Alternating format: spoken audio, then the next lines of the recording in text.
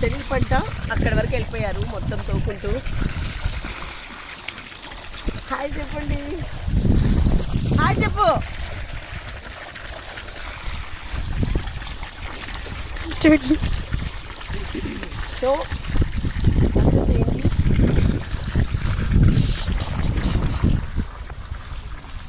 Tomato start అయిపోయింది.